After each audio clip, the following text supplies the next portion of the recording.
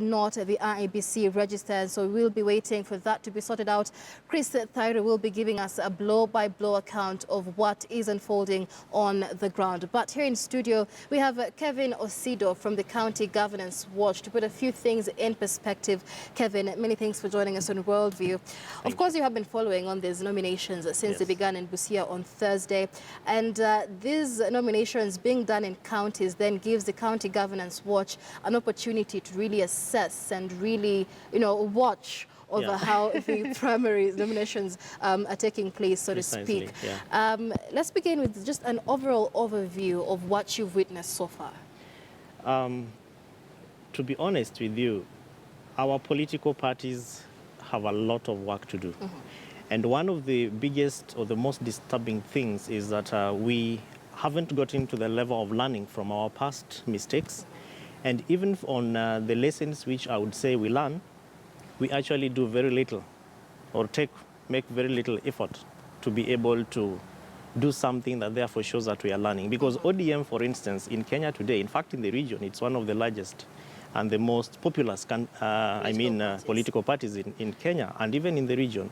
And if you look at the lessons that Kenyans expected that ODM should have learned, you really look at all this and then you ask yourself, where is the place of one, the political party leadership, and by this I mean the National Elections Board, because they look like people who are just woken up from their sleep to go and therefore be able to do elections. And you ask the question, people are asking, and the citizens, the voters are saying, where is our register? Because we know that ODM told us as a country that they were going on a massive registration of members or membership drive.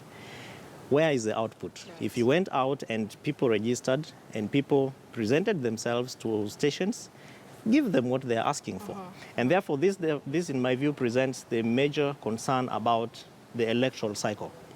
And you see, the electoral cycle is a framework which is supposed to guide all these processes, right from the planning and implementation stage, from the legal framework. And IEBC as a election management body has actually done its part.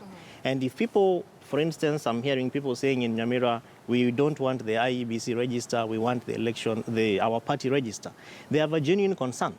Therefore, that in my view, and like we saw in Busia, and we will continue seeing, JAP or Jubilee is coming up with their nominations in one day. On Friday, and that's therefore again, and they are lucky because from what's happening with ODM, they can be able to learn a few lessons. And so from our perspective, I think we have a lot of learning to do, and our party members must push the leadership. I do hope that other political parties will learn, because WIPA did begin the nominations today and they have the same problem with the voters register in the counties where they are kicking off the nominations. And so we did expect other parties to also learn from the shortfalls that ODM has witnessed. But let's speak about governance in terms of whether residents and Kenyans and party members really understand how the electoral process should go.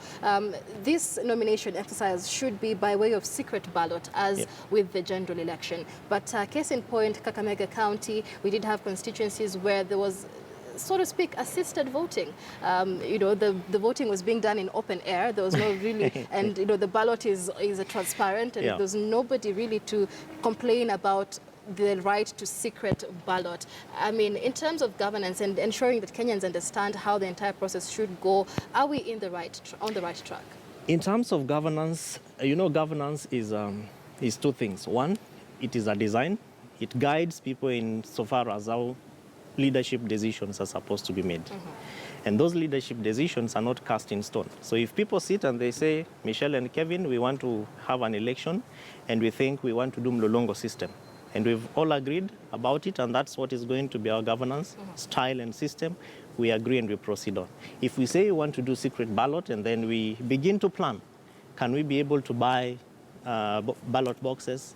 Do we have the ballot papers? So it is a process that begins from a long time ago, not a few days into the main exercise. So in terms of your question, I would say that the place of public participation, and by public I mean the citizenry, the masses have a voice that political parties and governance or rather let me call them policymakers, because then they exercise governance decisions, must begin to listen to the voices of the people. Because a case in point, say for instance, if the people in Kakamega went and said, okay, you went and closed yourself in a door and you decided that we're going to do open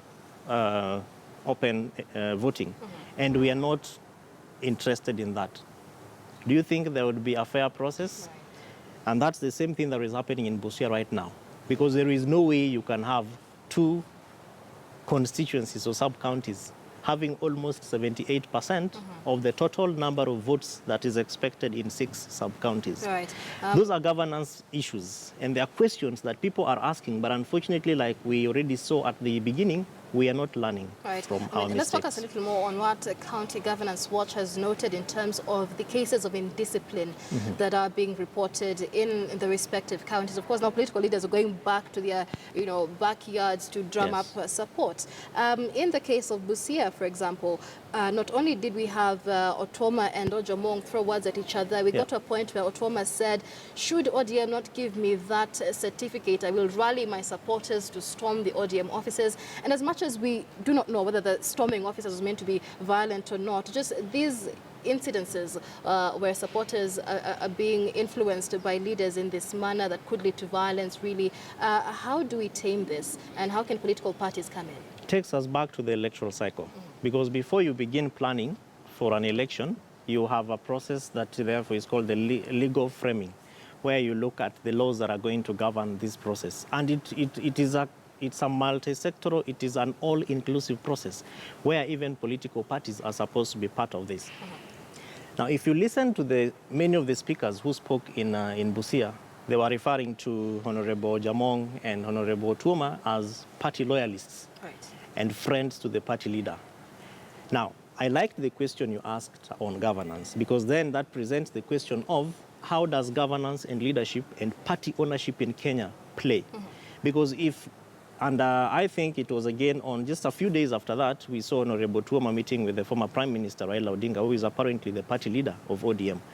What does this mean to not only the people who voted, but also to other people who are waiting for their nominations to come on board? Yes. And you ask yourself, the party leader has not spoken. In fact, I like the fact that he hasn't spoken, because he's not supposed to speak, because then it is not his responsibility. But the National Elections Board has already spoken. But what are they saying as opposed to what the discussions between the former Prime Minister and Honorable Tuoma were? Because then issues of governance again begin to come up. Conflict of interest. How do you convince fellow opponents that this process is free and fair? How are you going to determine party legal frameworks? Because ODM has a constitution. And just as the electoral management body presented the timeline, which of course is guided by law, because we know that these are discussions that have already been undertaken. Right. So ODM should have also given us the register, which if we went back a bit, you note that they had clash of dates with IEBC timelines and ODM timelines. But that notwithstanding, the main question is, what are the frameworks that are guiding ODM party primaries? Because that is what needs to be put on the table, number one. Number two is the place of civic and voter education. Did they go out there to speak to their members? And you see people are asking, give us our membership register, which means there is a gap which ODM and other parties really need to come out very strongly and fill it. And so in our work in the counties, and we've been running what we call the County Election Dialogue Series in about 18 counties.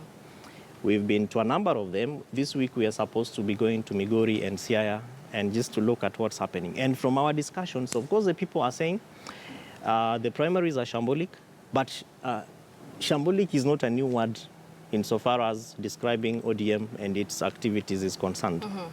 The question is, what lessons are we learning?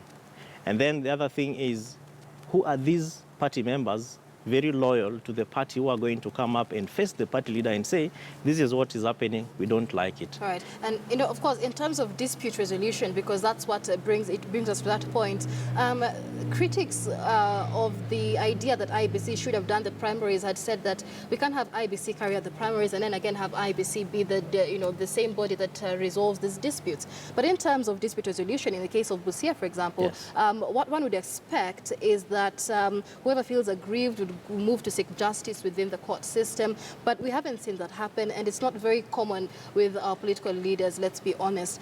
So where do we go in terms of dispute resolution for political parties? Is ODM doing it right so far? For party primaries, in my view, there is no two ways about it. It has to be an internal party issue. Because if you go to the courts, what for? It is not a general election. And so if you have listened to a number of cases that have already been presented, for instance, the case of Honorable Ngoro and TJ Kajwang, and ODM has said we are going to deal with it via consensus, despite the fact that already one of them has already bolted out.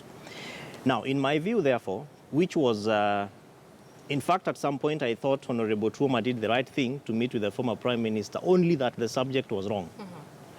How was it wrong? It was wrong because if it was a meeting where both of them were players in terms of the incumbent and his opposer, both of them should have met with the former Prime Minister.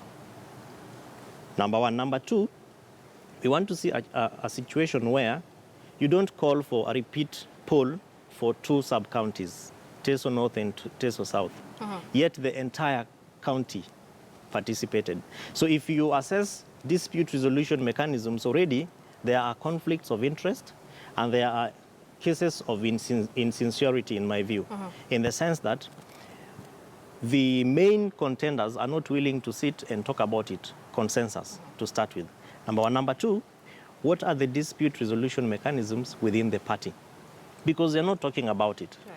And if you asked me as someone who has seen what's happening in the parties and of course worked with a few political parties here and there and currently involved in election issues, I would say repeat the entire process or allow the two gentlemen to generate a consensus. But who is going to be the mediator?